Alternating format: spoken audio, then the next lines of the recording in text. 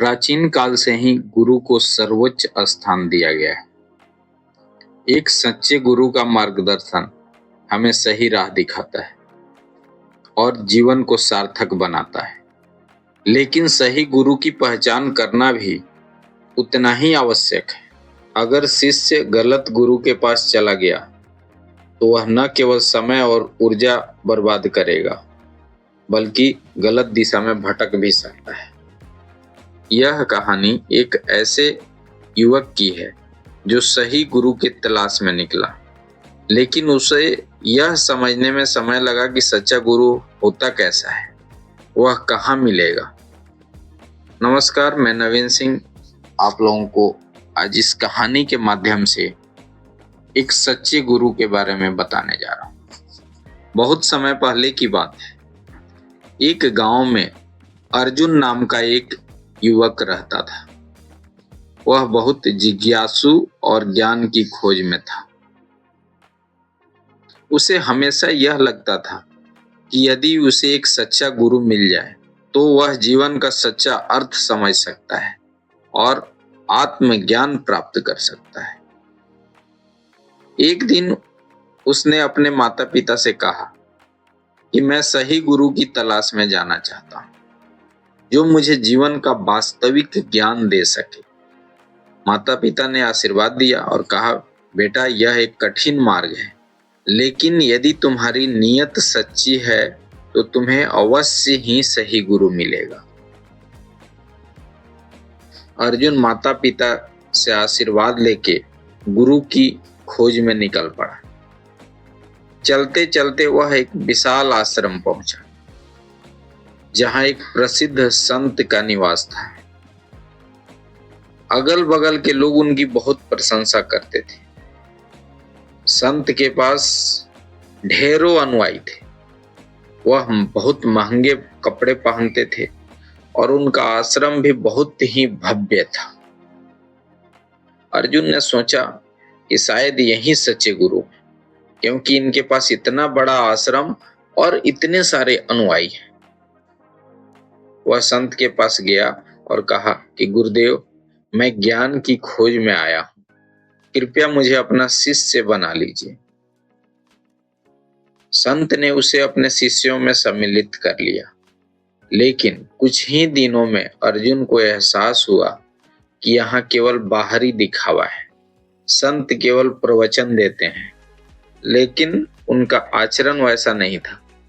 वह धन और सम्मान पाने में अधिक रुचि रखते थे, न कि सच्चे ज्ञान को बांटने में। अर्जुन ने सोचा, यह सही गुरु नहीं हो सकते, क्योंकि ये जो सिखाते हैं खुद ही उसका पालन नहीं करते। अर्जुन वहां से आगे बढ़ गया। अर्जुन आगे बढ़ा और उसे एक और आश्रम मिला। यहाँ एक दूसरे गुरु रहते थे, जो बहुत ही कठोर अनुशासन में विश्वास रखते थे। उनके शिष्य बड़ी ही कड़ी साधना करते थे, सख्त नियमों का पालन करते थे और छोटी छोटी गलतियों पर भी वहां कठोर दंड मिलता था। अर्जुन ने सोचा कि शायद सच्चा ज्ञान पाने के लिए कठोर अनुशासन जरूरी है, लेकिन कुछ ही समय में उसने देखा कि यहाँ डर और दबाव का माहौल था। लोग ज्ञान प्राप्त करने के लिए नहीं, बल्कि दंड से बचने के लिए कार्य कर रहे थे। यहाँ करुणा और प्रेम का अभाव था। अर्जुन ने सोचा कि सच्चा गुरु केवल भय से नहीं सिखाता, बल्कि प्रेम और समझ से भी सिखाता है। अर्जुन यहाँ से भी आगे बढ़ गया। अर्जुन कई जगहों पर भटका, लेकिन उसे सही गुरु नहीं मिला। एक दिन वह एक छोटे से गांव में पहुंचा, जहां उसे एक वृद्ध व्यक्ति मिला। वह बहुत ही साधारण कपड़े में था और एक पुराने घर में रहता था। अर्जुन ने उनसे पूछा कि क्या आप कोई संत या गुरु को जानते हैं? वृद्ध व्यक्ति मुस्कुराए और बोले, गुरु वह होता है जो केवल पढ़ाए ही नहीं, बल्कि स्वयं अपने ज्ञान को जिए भी।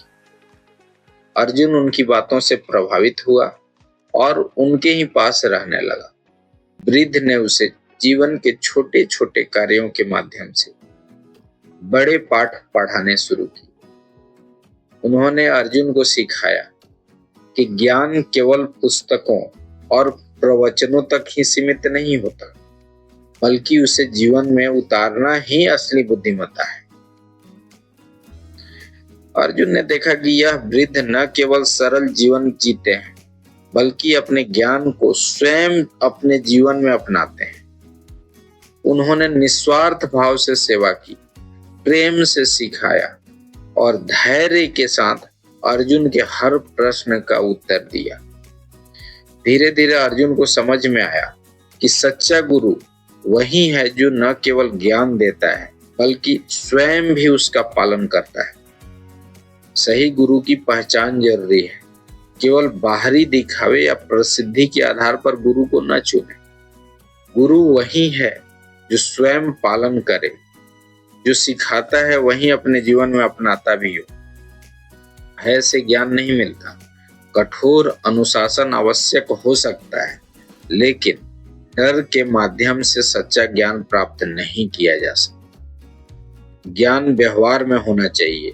केवल शब्दों का ज्ञान नहीं, बल्कि उसे जीवन में उतारना ही सच्ची शिक्षा है। अर्जुन को अंततः सही गुरु मिल गए, जो न केवल ज्ञान प्रदान करते थे, बल्कि स्वयं भी उसी ज्ञान के अनुसार जीते थे।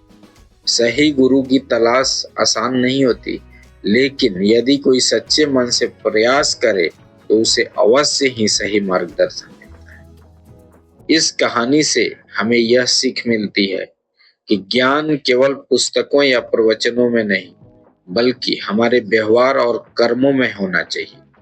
सच्चा गुरु वही होता है जो अपने ज्ञान को जीवन में उतारकर अपने शिष्यों को सही दिशा दिखाए। धन्यवाद। मिलते हैं अगले वीडियो में।